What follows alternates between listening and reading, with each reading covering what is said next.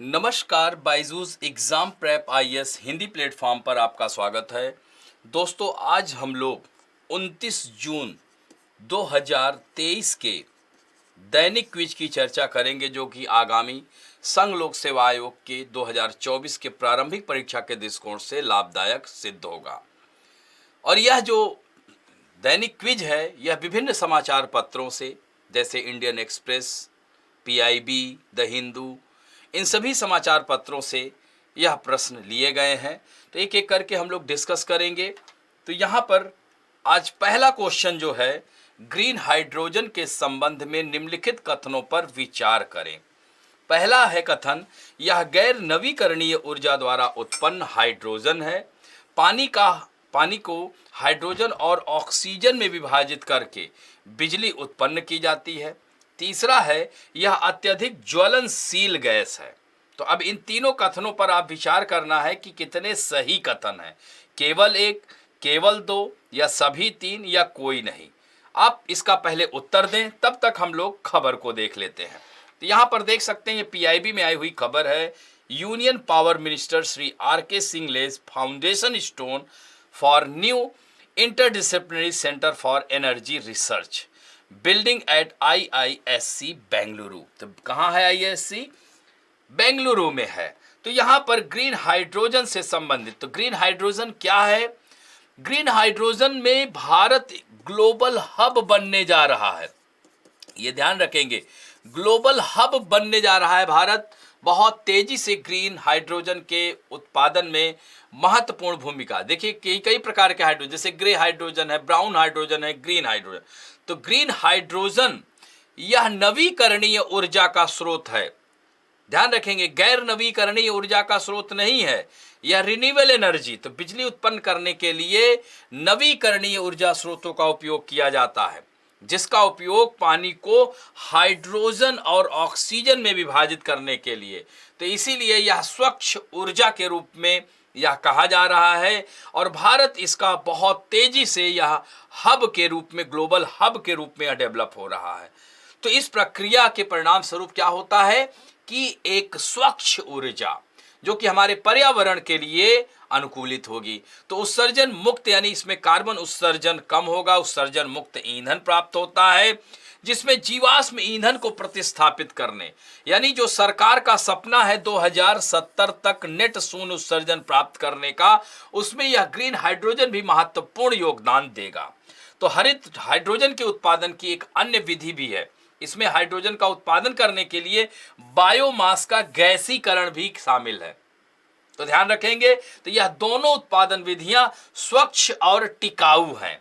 हमें यही तो चाहिए ना, सस्टेनेबल डेवलपमेंट के लिए। तो ग्रीन हाइड्रोजन को कम कार्बन वाले भविष्य में संक्रमण के लिए एक आकर्षक विकल्प हम मान सकते हैं, और नवीकरणीय ऊर्जा के स्रोतों के माध्यम से इसका उपयोग कर सकते हैं। यह अत्यधिक ज्वलनशील गैस है। अब इसका उत्तर आप लोगों को मिल चुका होगा, आप लोग दे चुके होंगे, और मेरे हिसाब से आप लोगों ने सही उत्तर दिया है। इसमें केवल दो कथन सही हैं। पहला गलत है, ये गैर नहीं होगा, यह नवीकरणीय ऊर्जा द्वारा उत्पन्न हाइड्रोजन है। और आगे दोनों सही हैं, यानी 2 और 3 इसमें सही है। उत्तर इसका केवल बी होगा। तो यहां पर देख सकते हैं, ICER's research initiative focus on spectrum of renewable energy, वहां क्या है, नॉन रिन्यूएबल बोला था, including net zero technology development for green hydrogen, और इससे कार्बन डाइऑक्साइड का उत्सर्जन भी कम होगा। अब बढ़ते हैं दूसरे महत्वपूर्ण प्रश्न की ओर। इसका भी उत्तर आप लोग दीजिए। लाल सागर के संबंध में है, निम्नलिखित कथनों पर विचार कीजिए। मिस्र, सऊदी अरब तथा यमन इसके पड़ोसी देश हैं, यानी लाल सागर की सीमा को यह देश स्पर्श करते हैं। लाल सागर ऐसे है, मैं भी बताऊंगा, पहले प्रश्न का आप उत्तर दीजिए। दूसरा है, यह बाबिल मंडेब जल डमरू मध्य और अदन की खाड़ी के माध्यम से हिंद महासागर से जुड़ा हुआ है। तीसरा है, यह दुनिया के सबसे खारे जल निकायों में से एक है। अब देखिए, यह तीनों कथन पर आपको ध्यान रखना है, और क्या लिखा है, उपरोक्त में से कितने कथन गलत हैं, यह महत्वपूर्ण है आपको। तो केवल एक गलत है, केवल 2 गलत है, या सभी तीनों गलत है, या कोई भी गलत नहीं है। तो आपको इसका उत्तर देना है। आइए तब तक इस पर खबर देखते हैं। द इंडियन एक्सप्रेस में आई हुई, इसको ज्योग्राफी से आप जोड़ सकते हैं। तो देख सकते हैं, US allies reluctant on Red Sea task force, only 12 of 20 country willing to join. तो यहां पर देख सकते हैं, यह जो खबर है कि ये जो देख सकते हैं कि Spain, Italy, Saudi, UAE distance themselves from operations, या ऑपरेशन रखा जा रहा है। ये देख सकते हैं कारण क्या हो रहा है कि हमास और इजराइल युद्ध के बाद ये जो लाल सागर क्षेत्र है, लाल सागर क्षेत्र काफी असुरक्षित हो गया है। आए दिन यहां पर जहाजों पर हुती विद्रोही अटैक कर रहे हैं, और हमास इजराइल पर अकारण अटैक किया था। उसके बाद इजराइल हमास को तहस नहस करने में लगा हुआ है। इसके बाद क्या हुआ कि हुती विद्रोही उसके बाद से अब तक करीब 14 से 15 ऐसी वारदात कर चुके हैं। यही कारण है कि संयुक्त राज्य अमेरिका ने, यूनाइटेड स्टेट ऑफ अमेरिका ने ऑपरेशन ओपीएस चलाया है। और इस तरह से लाल सागर में नहीं तो लोग यहां से छोड़ करके दक्षिण अफ्रीका यहां से गुजर रहे हैं। तो यह अफ्रीका महाद्वीप से इधर से हिंद महासागर से जोड़ने की बात चल रही थी। ये बहुत ही कठिन हो जाएगा। और लाल सागर की सुरक्षा में भारतीय नौसेना भी लगातार तैनात है। और भारत के साथ भी अभी आप लोगों ने देखा होगा 23 दिसंबर को जो घटना घटित हुई थी, तो महत्वपूर्ण है। तो यहां पर मानचित्र में देखिए लाल सागर, जो प्रश्न चूंकि लाल सागर से संबंधित थे, यहां पर देख सकते हैं लाल सागर, ये पूरा क्या है, लाल सागर है। ठीक, ये लाल सागर इधर आप देख सकते हैं। देखिए लाल सागर के दाहिने तरफ, ये इधर देखोगे तो लेफ्ट हैंड राइट, यानी यह ईस्ट होगा, ये वेस्ट होगा। तो लाल सागर के पूरब में कौन कौन से देश हैं, तो सऊदी अरब है, यमन है। और पश्चिम में कौन कौन से देश हैं, तो इजिप्ट है, ठीक है, सूडान है और इरिट्रिया है। ठीक, और यहां पर देख सकते हैं जिबूती भी स्पर्श करता है। तो इतने देश हैं जो कि इजिप्ट, सूडान, इरिट्रिया और जिबूती जो है इसके पश्चिमी तट पर है, और पूर्वी तट पर सऊदी अरब है और यमन है। और यहीं पर बाबेल मांडेब जल संधि देख रहे हैं ना, लाल सागर के दक्षिण में बाबेल मांडेब जल संधि और गल्फ ऑफ अदन, और ये क्या है, हिंद महासागर है। तो क्लियर है, ये सही है एकदम।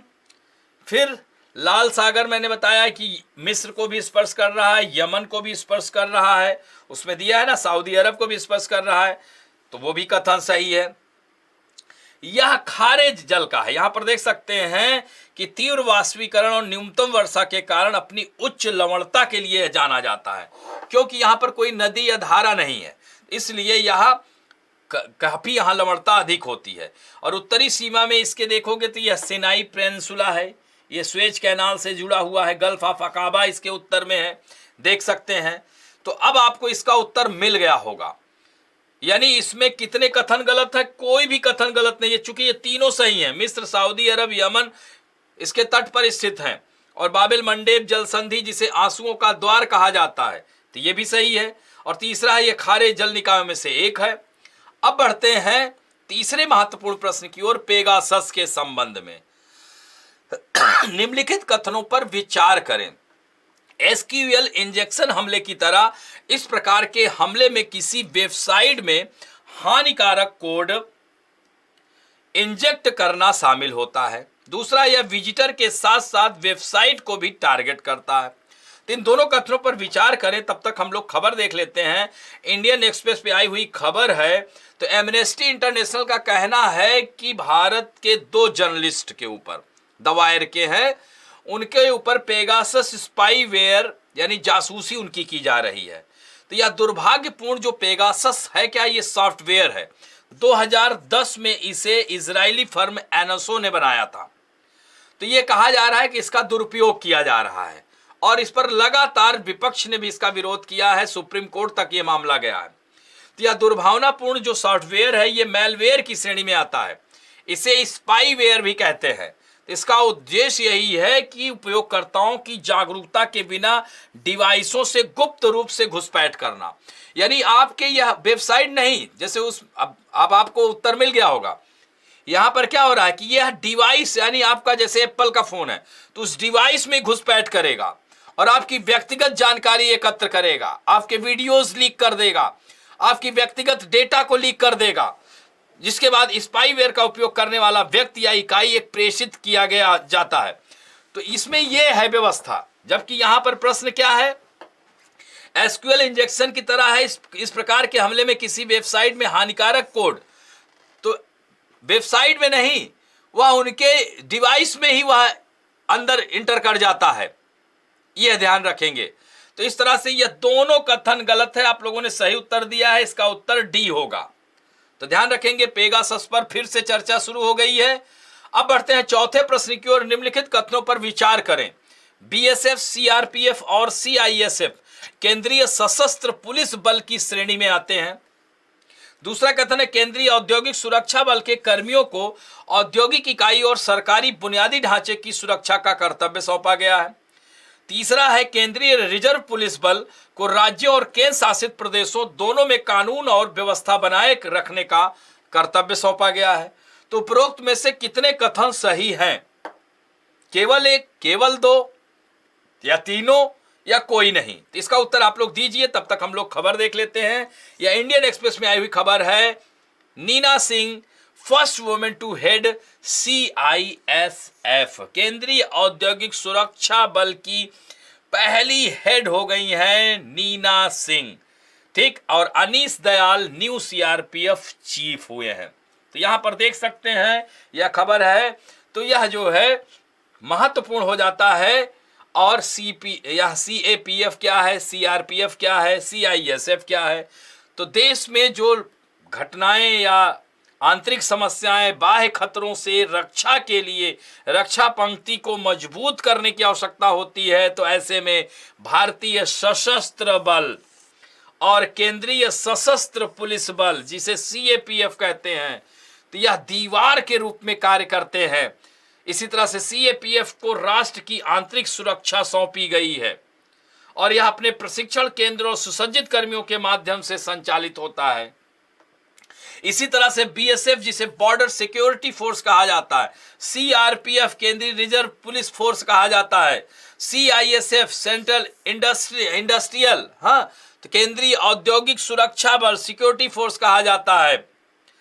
तो यह सब सीएपीएफ की श्रेणी में आते हैं और प्रत्येक का नेतृत्व आईपीएस अधिकारी करते हैं। तो इस तरह से सीमा सुरक्षा बल के जो जिसको कहते हैं एसएसबी, तो यह इसके जवान क्या हैं? हमारे जो पड़ोसी मुल्क हैं, इधर देख रहे हैं पाकिस्तान, फिर यहाँ पर बांग्लादेश और म्यांमार की सीमाओं पर तैनात होकर देश की सीमाओं की रक्षा करते हैं। वहीं केंद्रीय औद्योगिक सुरक्षा बल भारत की औद्योगिक इकाइयों, सरकारी बुनियादी ढांचों जैसे मेट्रो वगैरह पे आप देखो सीआईएसएफ के आपको जवान मिलेंगे। इसी तरह से सीआरपीएफ को राज्य और केंद्र शासित प्रदेश दोनों में कानून और व्यवस्था बनाए रखने का कर्तव्य सौंपा गया है। तब आपको इसका उत्तर मिल चुका होगा। तो इसमें क्या होगा? यह तीनों कथन सही हैं। वेरी गुड, बहुत ही अच्छा उत्तर दिया आप लोगों ने। इसमें तीनों कथन सही होगा। अब बढ़ते हैं 2023 में आया हुआ प्रश्न है, निम्नलिखित में से कौन सा कथन किसी देश के संविधान के मुख्य उद्देश्य को सबसे अच्छी तरह से दर्शा रहा है? ऑप्शन ए, यह आवश्यक कानून बनाने का उद्देश्य निर्धारित करता है। बी, राजनीतिक कार्यालयों और सरकार के निर्माण को सक्षम बनाता है। यह सरकार की शक्तियों को परिभाषित और सीमित करता है। यह सामाजिक न्याय, सामाजिक समानता और सामाजिक सुरक्षा सुनिश्चित करता है। तो आप देख सकते हैं कि संविधान का मुख्य उद्देश्य की बात की जा रही है। तो यह जो है यहां पर आप इसका उत्तर देख सकते हैं, बहुत ही यह नजदीक है। तो इसमें जो है उत्तर आप देखोगे इसका, तो यह आया हुआ प्रश्न है, इसका उत्तर सी होगा। कैसे? क्योंकि सरकार के जो मौलिक सिद्धांत, संरचना, संचालन, साथ ही एक राष्ट्र के भीतर व्यक्तियों के अधिकारों और स्वतंत्रता को रेखांकित करना संविधान का मुख्य उद्देश्य है। यह देश के सर्वोच्च कानून के रूप में खड़ा हुआ है, जो शासन के लिए एक रूपरेखा तैयार करता है। शासन निरंकुश नहीं हो सकता है, तो शक्ति का संतुलन बनाए रखता है। यह व्यक्तिगत अधिकारों की रक्षा करता है, राज्य के कामकाज को भी यह निर्देशित करता है। इसीलिए यहां पर यह उत्तर इसका सी होगा। अब बढ़ते हैं आज के फैक्ट ऑफ द डे में। हम बात करेंगे श्रेष्ठ योजना की। तो श्रेष्ठ का मतलब होता है scheme for residential education for student in high school in targeted areas. तो यह अनुसूचित जाति के यानी एससी कैटेगरी के अनुसूचित जाति के गरीब छात्रों के लिए यह योजना चलाई गई है, श्रेष्ठ योजना। इसमें से देखिए ना 2500 एससी स्टूडेंट एनरोल्ड होंगे। तो यह आवासीय जो प्राइवेट स्कूल, निजी स्कूल थ्रू श्रेष्ठा स्कीम, तो यानी देश के जो सरकारी और निजी स्कूल है, प्राइवेट स्कूल है ना, तो उन प्राइवेट स्कूलों में यह श्रेष्ठ स्कीम के तहत कक्षा 9 और 11 के दलित छात्रों यानी एससी छात्रों को प्रवेश दिया जाएगा। तो यह सामाजिक न्याय और अधिकारिता मंत्रालय ने श्रेष्ठ योजना शुरू की है, जिसे आधिकारिक तौर पर लक्षित क्षेत्रों में हाई स्कूल के छात्रों के लिए आवासीय शिक्षा योजना नाम दिया गया है। और इसमें क्या है, जो निजी क्षेत्र के स्कूल हैं उसी में इनको आवास दिया जाएगा रहने के लिए। और यह योजना सीबीएसई पैटर्न से संबंधित जितने भी निजी स्कूल हैं कक्षा 9 और 11 में प्रवेश की सुविधा प्रदान करता है। और इस तरह से सरकारी पहलों और योजनाओं के सुचारू क्रियान्वयन को यह सुविधाजनक बनाता है। तो यह श्रेष्ठ योजना का उद्देश्य ही है कि जो पिछड़े क्षेत्र के अनुसूचित जाति वाले क्षेत्रों में शिक्षा में सेवा अंतराल को संबोधित करने वाले स्वयंसेवी समूहों के साथ साझेदारी कर और इस तरह से अनुसूचित जातियों की सामाजिक आर्थिक प्रगति को बढ़ाया जा सके, जो हाशिए पर हैं उनके समग्र विकास को एक अच्छा वातावरण दिया जा सके, वो भी एक सम्मानजनक जीवन जी सकें और अच्छे स्कूलों से पढ़ सकें और अपना भविष्य सुरक्षित कर सकें। तो यह है श्रेष्ठ योजना का उद्देश्य। तो दोस्तों, आशा करता हूं कि आज का यह वीडियो आप लोगों को अच्छा लगा होगा। और एक बात और है, वीडियो डिस्क्रिप्शन में आप लोगों को टेस्ट सीरीज के बारे में सारी जानकारी हासिल हो चुकी है। और वन टाइम में आप यूपीएससी क्रैक करना चाहते हैं तो गूगल फॉर्म में जाकर के आप अपनी जानकारी दीजिए और आपके साथ 1 by 1 पूरा डिस्कशन होगा, पूरा सेशन लिया जाएगा कि कैसे सफल हो। तो इसमें जरूर। और दोस्तों, अगर ये आप लोगों को डीक्यू अच्छा लग रहा है तो प्लीज लाइक, कमेंट, प्रश्नों के उत्तर जरूर दीजिए, शेयर करिए, सब्सक्राइब करिए और कमेंट जरूर करना है। तो अब आपके लिए एक थोड़ा सा प्रश्न भी है होमवर्क के लिए कि रेड सी, लाल सागर को कौन कौन से देश स्पर्श करते हैं। ठीक, पहला प्रश्न। दूसरा है पेगासस क्या है, पेगासस स्पाईवेयर क्या है। ठीक, दूसरा प्रश्न। तीसरा प्रश्न आपको मैं यहां पर दे रहा हूं कि जो बाबेल मंडेब जल संधि है, यह तो आपको पता ही है कि लाल सागर और अरब सागर की खाड़ी को जोड़ती है। यह जो है एक तरह से देखा जाए तो हिंद महासागर के उत्तर में है या दक्षिण में है, इसे आपको बताना है। इस तरह से 3 प्रश्नों के उत्तर आप लोगों को देना है। आशा करता हूं कि यह वीडियो आप लोगों को अच्छा लगेगा। यदि अच्छा लगे तो लाइक, शेयर, सब्सक्राइब, कमेंट करना ना भूलें। अपने दोस्तों को भी शेयर करें। धन्यवाद।